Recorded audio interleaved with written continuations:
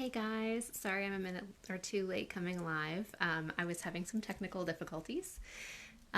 So I had my first sort of calendar mishap today.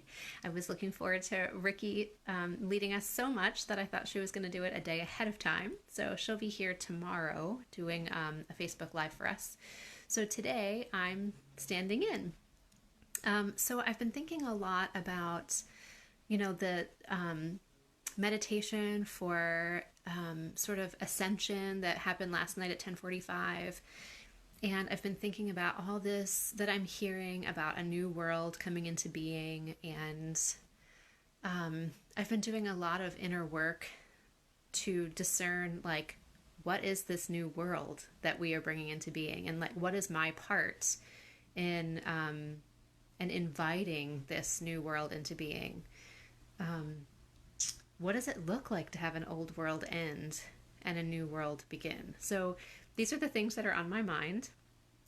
And I want to read something for you because you all know I'm a bibliophile, so I can't stay off of books. But I'm going to read just a short poem that many of you probably know. It was a really popular a dozen years ago or so, but I thought it was a good time to remember it. The poem is the introduction of the book, The Invitation by Oriah Mountain Dreamer. And I think it's really powerful for the time that we're in right now. So here it is. It doesn't interest me what you do for a living. I want to know what you ache for. If you dare to dream of meeting your heart's longing. It doesn't interest me how old you are. I want to know if you will risk looking like a fool for love, for your dream, for the adventure of being alive. It doesn't interest me what planets are squaring your moon. I want to know if you have touched the center of your own sorrow, if you've been opened by life's betrayals, or have become shriveled and closed from the fear of further pain. I want to know if you can sit with pain, mine or yours, without moving to hide it or fade it or fix it. I want to know if you can be with joy, mine or your own, if you can dance with wildness and let the ecstasy fill you to the tips of your fingers and toes without cautioning us to be careful, to be realistic, to remember the limitations of being human. It doesn't interest me if the story you are telling me is true. I want to know if you can disappoint another to be true to yourself, if you can bear the accusation of betrayal and not betray your own soul, if you can be faithless and therefore trustworthy. I want to know if you can see beauty, even when it's not pretty, every day, and if you can find the source of your own life in its presence. I want to know if you can live with failure, yours and mine, and still stand on the edge of the lake and shout to the sliver of the moon, yes. It doesn't interest me to know where you live or how much money you have. I want to know if you can get up after a night of grief and despair, weary and bruised, and do what needs to be done to feed the children. It doesn't interest me who you know or how you came to be here. I want to know if you will stand in the center of the fire with me and not shrink back. It doesn't interest me where or what or with whom you have studied. I want to know what sustains you from the inside when all else falls away. I want to know if you can be alone with yourself and if you truly like the company you keep in the empty moments. That is the invitation. It just feels so pertinent right now that is the invitation, like we are in this time where the outer world is not available to us. We are invited to discover again, or for the first time, what is that ache in me that was built into me, woven into me as I was knit together in my mother's womb.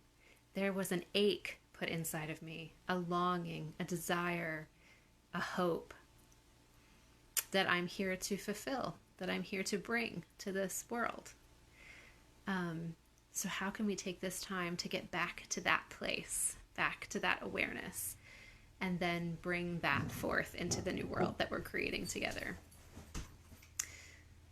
Sorry if my dog's going to start barking.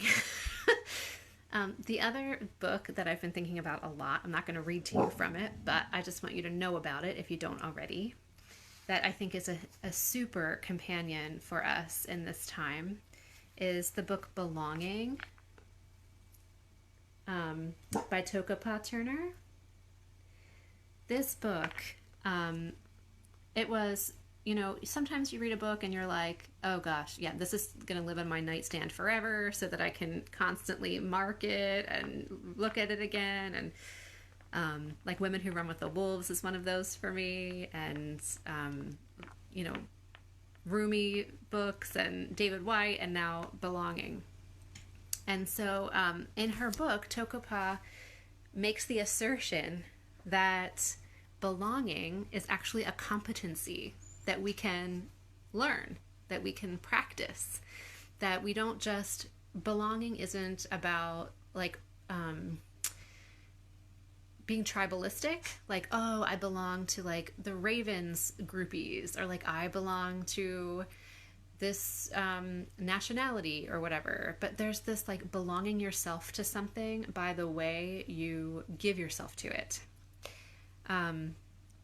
So she writes a lot about that process. And in one part of the book, she talks about dark visitors who visit us in the time of learning to belong ourselves to things. And some of those visitors are like restlessness, which I think a lot of us are feeling, despair, emptiness. So there, and she writes about, she's a dream worker too. She studies dream work. And she writes about finding our second attention, which is the attention that we put inside into the dreaming, into the dream world. So like, to me, that is the place where we are birthing this new world from. It's not from our old constructs. It's not from the things we think we know. It's not from the things we've entrenched ourselves against. Like, oh, they're finally going to fall. It's finally going to crumble. That is not the energy, for me, that is birthing a new world. For me, it's this like totally new, shifting, dreamlike place that we get to engage with and participate with, and be a vessel for, and almost be like a conductor of, as it constellates itself into being. So that's what I'm feeling today. We have this full moon coming on Tuesday. It's a full moon in Libra, which is, a lot of energy of beauty and fairness and justice. And that full moon in Libra comes in the season of Aries. So it brings a softening to this war energy, this self-assertion. So it feels really alchemical to me. And I think it's a good time for us to do some of this inner work about where is the alchemy waiting to happen in me? Or where's the invitation? So that's all I have to bring. I was thinking like we could spend a few minutes if you want, talking about something. Like if you have a question, or if you want to like bring up a topic that I could, talk about or whatever, feel free to do that in the comments. While you're thinking about that, I did pull a card for us for this particular gathering of people at this particular time. And I found it really interesting that for this group of people at this time, the card I pulled is the Sage. Ooh, it's glared. Hold on. Here we go.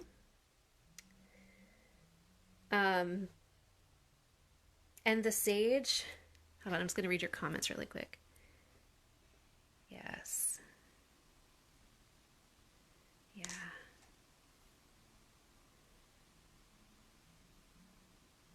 Oh, Carmen, thank you. I love you. Um, yeah, so the Sage card, I thought that was so interesting. So the Sage is this energy of like, I have the answer. I have answers. I know things. I have insights to share. I have a tradition. I have a lineage that I can stand safely inside of to direct you. And I think that there is real danger in that right now, honestly. I think that standing in sage energy right now can actually be closing a door. That we are actually asked to be in more of like a beginner's mind place where we are aware of our own habit to go into the sage place and feel like we know and feel like we are safe because we know the answers.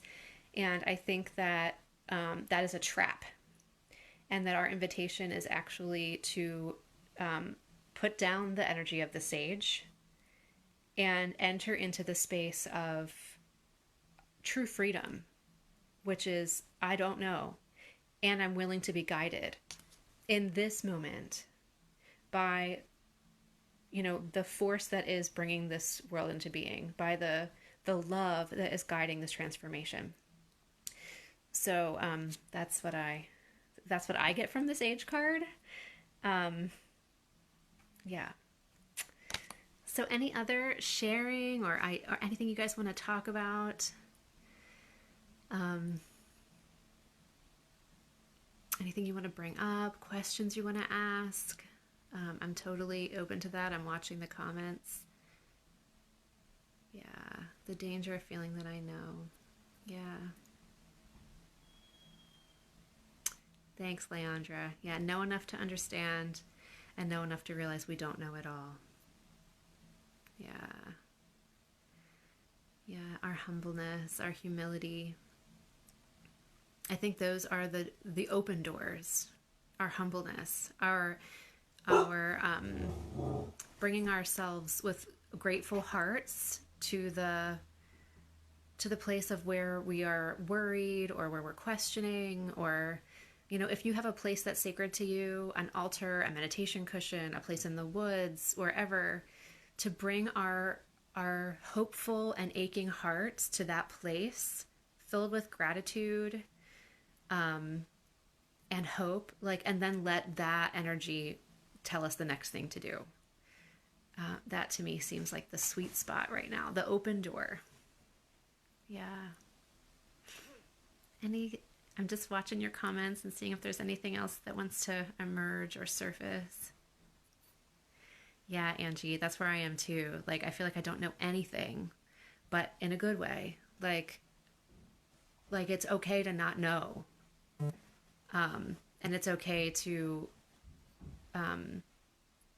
keep walking one moment at a time, really focused in gratitude, really focused in love, finding ways to be helpful, whether it's checking in on a neighbor, whether it's making masks, whether it's sending cards in the mail the old-fashioned way, or, you know, whatever we can do to be helpful, to build resilience. I feel like that is the place where we can have a lot of power right now.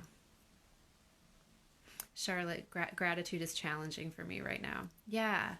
So I am a Harry Potter lover, as you guys know.